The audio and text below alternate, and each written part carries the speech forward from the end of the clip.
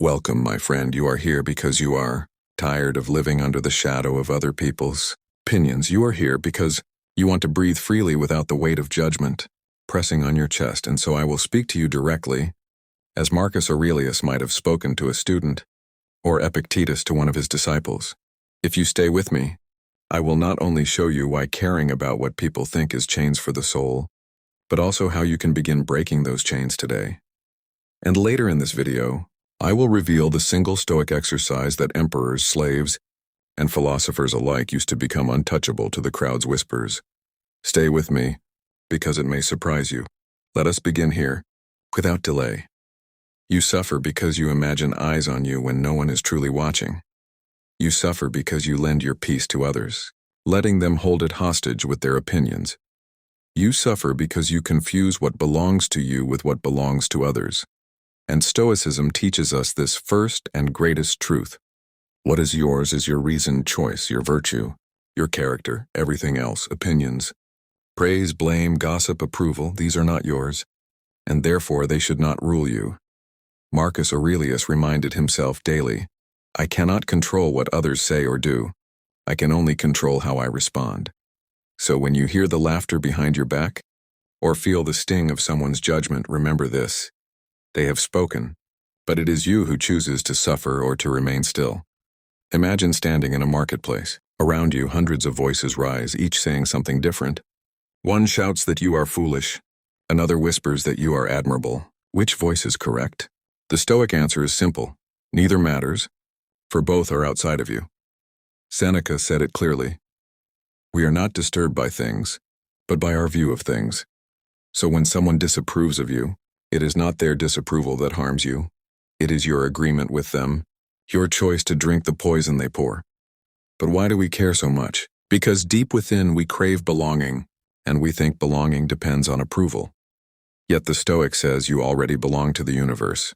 You already belong to nature, and your task is not to win applause but to live in harmony with reason. Consider this. When you die, the opinions of men vanish like smoke. The harshest critic will die, the loudest gossip will fall silent, and then what remains? Only your soul and whether it lived in truth. Do you see now how empty it is to chain your life to their fleeting thoughts? It is like a sailor steering his ship by the cries of birds instead of the stars. But let us make this practical. The next time you feel the sting of judgment, pause and ask, whose opinion is this? Does it belong to me? Can I control it? If the answer is no, then release it as you would drop a burning coal from your hand. Now, let me give you something deeper.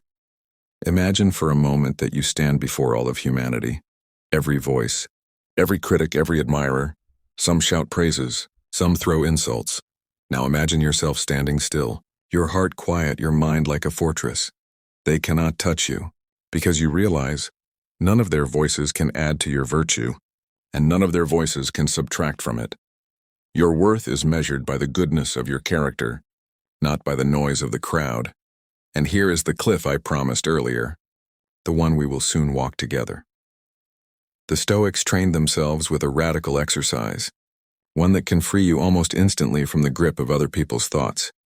But before we arrive there, I want you to look at your own life. How many decisions have you delayed because you feared judgment? How many dreams have you buried because someone might laugh? How many words have you swallowed because someone might disagree? Each of those moments is a piece of your life traded for a shadow, given away for nothing. Epictetus, once a slave, knew this better than anyone. He said, if you want to improve, be content to be thought foolish and stupid. Think about that. He was ready to look foolish if it meant freedom for his soul. And you too must be ready. For the truth is this: greatness is always mocked before it is praised. Socrates was ridiculed in the streets. Zeno, the founder of Stoicism, was laughed at for his shabby clothes.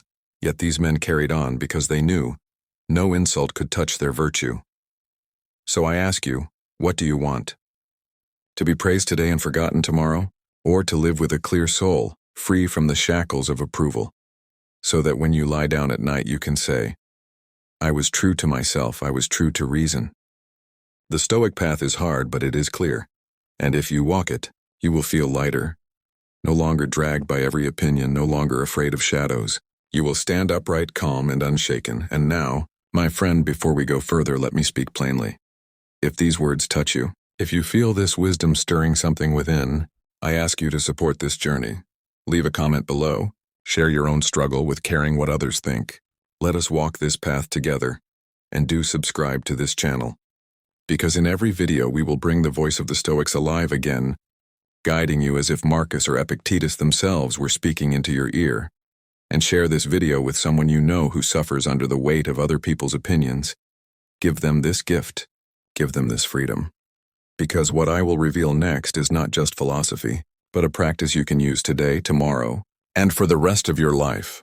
A practice that can make you unshakable in the face of ridicule, gossip, or even hatred. Stay with me and let us walk deeper into the heart of Stoic freedom. You are still here, and that is a good sign. It means your soul is ready for something stronger than mere comfort. It means you are ready for truth, even when truth demands courage. So now, as promised, I will reveal to you the exercise that Stoics use to free themselves from the fear of opinion. It is simple, but not easy. And if you practice it, truly practice it, you will begin to notice the chains of judgment fall away piece by piece, until one day you stand free. Here it is. Live your life as if the applause and the insults are happening in the same room, at the same time, and you must ignore both. Practice indifference to both extremes, because the moment you can ignore praise, you will automatically be immune to criticism. This is the hidden wisdom. Both are the same trap. If you crave praise, you become addicted to approval, and every insult cuts you deeply. But if you let go of praise, then no insult can reach you either. Zeno, the founder of Stoicism, was once asked how he trained his students. He said, by teaching them to be indifferent to pleasure and pain, to praise and blame. This is the exercise. Practice indifference. When someone praises you, do not swell with pride. Simply say, they see what they see. My character remains the same. When someone insults you, do not collapse. Simply say, they see what they see. My character remains the same. Do you feel the power of this? You stand untouched. The world can scream, applaud, mock, or cheer, and you remain steady, like a mountain unmoved by the wind. Marcus Aurelius wrote to himself, does a man become better because he is praised, or worse because he is blamed? No, you are what you are. The truth of you does not depend on their tongues. Now let me ask you, what would your life look like if you mastered this? Imagine walking into a room and not caring whether they look at you with approval or disdain. Imagine creating, speaking, moving, choosing, without the weight of their thoughts pressing on your shoulders. Would you not live with more courage? Would you not finally be free? But to get there, you must practice. So I give you this challenge. For the next week, when someone praises you, do not let it inflate you. Simply remind yourself, their words do not add to my virtue. And when someone criticizes you, do not let it wound you. Simply remind yourself, their words do not subtract from my virtue. Write these lines down. Speak them aloud. Repeat them until they become your armor. Now you may be wondering, what if the opinion comes from someone I respect? What if it is from a teacher, a parent, a mentor? The Stoics did not reject all feedback. They rejected slavery to opinion. If the words are true, accept them as medicine. But if they are false, dismiss them like smoke in the wind. The key is this. Use reason as your guide, not the need to be liked. Epictetus put it plainly. If you seek the truth, do not care if you appear foolish. And here is a story to anchor this in your heart. When Cato, the great Stoic statesman, walked through Rome, people mocked him for wearing simple clothes. He did not dress in purple like the rich. He did not flatter the crowd. He walked as he was, and when asked why he endured such ridicule, he answered, I want to discover if I am free. Do you see it? Cato tested his own courage by standing apart, by refusing to conform to the crowd. And in doing so, he showed the ultimate Stoic strength, the power to live by principle, not by applause. So here is another exercise for you. Do one small thing each day that might look foolish to others, but which is right for you. It could be speaking your mind when you usually stay silent. It could be declining an invitation because it does not serve your values. It could be wearing something simple instead of what is fashionable. Do this not to rebel for the sake of rebellion, but to test yourself. Ask yourself, Can I stand apart without shame? Can I live without their approval? If you can, then you are tasting freedom. If you cannot, then you know where you are still chained. Now, let me remind you of something important. This path will not be easy. The crowd will not always understand. Some may call you arrogant. Some may say you are cold, but you know the truth. You are not cold, you are free. And what greater warmth can a soul have than freedom? Seneca wrote, "The crowd is not to be followed, for the crowd is foolish. The wise man chooses his path, not the path of the many. And so must you. You must become willing to be misunderstood, even disliked, if it means remaining true to your reason and virtue. This is not arrogance. This is alignment with nature, with truth. When a tree grows straight, does it ask the approval of the forest? When the sun rises, does it wait for applause before shining? No. They live as they are in harmony with their nature, so should you. But here, let us dig deeper still. Why do you care so much about opinion? Because you confuse opinion with identity. You think their words define you. But Stoicism says otherwise. You are not what they call you. You are not their approval, nor their rejection. You are your choices. You are your actions. You are your virtue. That is who you are. And no opinion can change it. And now, my friend, let me remind you again to pause here with me. If this message speaks to your heart, if you feel even a small spark of freedom rising within you, I invite you again, share it in the comments, write, "I choose freedom over opinion." Let us build a community here, where each voice encourages the others to stand free. And if you have not yet subscribed, do it now, because each video will be another step on this path of inner strength, another piece of armor for your soul. And share this with someone you know who is chained by the opinions of others. They need this, just as you do, because in the final part of this journey, segment 3, I will give you the ultimate Stoic perspective on death, time, and legacy, the perspective that will make you realize just how little other people's opinions truly matter. And once you see it, you will never again tremble before their judgment. Stay with me. The deepest truth is yet to come. You have walked with me this far, and now it is time for the final step. We began with the pain of caring too much about opinion. We moved through the Stoic exercise of indifference to praise and blame. Now, we will go deeper, to the foundation itself, where all fear of judgment dissolves. We will speak of time. We will speak of death. And we will speak of what truly remains when all voices fall silent. Stay with me until the very end, because this truth, if you let it take root, can free you for the rest of your life. Let me begin with a simple reminder from Marcus Aurelius. Consider how swiftly all things pass away. How many have died? How many will soon follow? Fame is but smoke, opinion is but noise, and both vanish into nothing. Think of it, my friend. Every person who has ever judged you, every voice that has ever spoken against you, will die.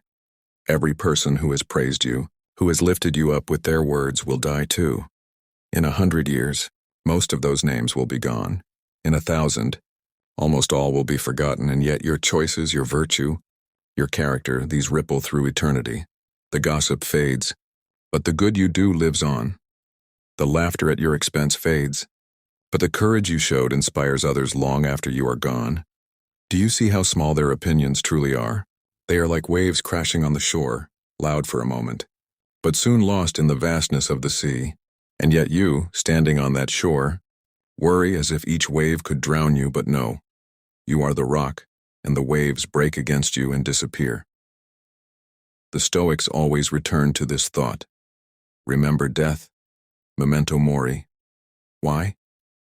Because when you remember that life is short, you see clearly how foolish it is to waste even a moment on the fear of opinion. You realize that you cannot live freely if you are chained to the thoughts of people who will vanish into dust. Seneca wrote, "We die every day. Each day that passes is taken from our lives. Why then do we live as if the crowd's opinion were eternal?" So here is the final Stoic exercise for you. When you feel the weight of someone's judgment pressing on you, whisper these words to yourself.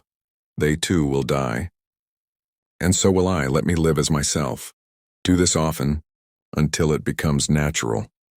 You will find that the sting of judgment dissolves quickly when you see it in the light of mortality. And this brings us to the greatest freedom of all. The Stoic does not seek fame, for fame is fleeting. The Stoic does not fear shame, for shame is given by the crowd. The Stoic seeks only this: to live in truth, to live in harmony with reason, to live each day as if it were the last. For if today were your last day, would you really waste it worrying about the gossip of others? If you had only this one sunrise left, would you spend it anxious about whether strangers approve? No, my friend, you would live. You would speak your truth, you would walk your path, you would love those close to you, do the work that matters and let the rest fall away. This is the essence of Stoicism, not coldness, not arrogance, but freedom. Freedom from the prison of opinion. Freedom to live as nature intended, calm, courageous, and at peace. And let me tell you something perhaps no one has told you before. You do not need permission to live this way, not from the crowd, not from your family, not from me. The permission is already yours. The Stoics remind us, no man is free who is a slave to the opinion of others. But you are not a slave. You are free, if only you claim it. So now I ask you, what will you do with this freedom? Will you spend it chasing applause? Or will you spend it building character, speaking truth and walking a path that may look foolish to some but which leads to peace for you? The choice is yours. And here is the last image I will leave you with. Imagine yourself on your deathbed, many years from now. You look back on your life. Will you be proud that you pleased everyone, or will you be proud that you were true to yourself, that you lived with courage, that you did not bend your soul to fit the mold of the crowd? The Stoics knew the answer, and now you do too. Let this guide you. Not tomorrow, not someday, but today, begin now.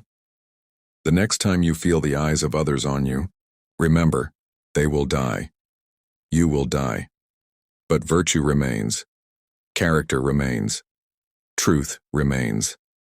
That is what matters. And when you live this way, you no longer need their approval, because you walk with something greater than opinion. You walk with wisdom, with freedom, with peace. And now, as we close, let me speak once more as plainly as possible. If this message touched your heart, if you feel lighter, freer, even by a small measure, I ask you, share your voice in the comments. Tell me how you will apply this. Tell me what opinion you are ready to let go of. Write it down, and let others see they are not alone in this struggle. And do subscribe to this channel, so that together we continue walking the path of Stoicism, week after week, voice after voice, wisdom after wisdom, because every time you return here, you will hear the ancient voices reminding you of who you really are. And share this video with a friend, with a family member, with someone you know is weighed down by the burden of judgment. Give them this freedom, too. For in sharing wisdom, we multiply strength. And now, go. Go into your life with calmness in your heart. Let the world speak as it will. Let them praise. Let them blame. You remain steady. You remain free, for you are not their opinion. You are not their applause. You are not their laughter. You are your virtue. You are your courage. You are your reason, and that is enough, more than enough, forever enough.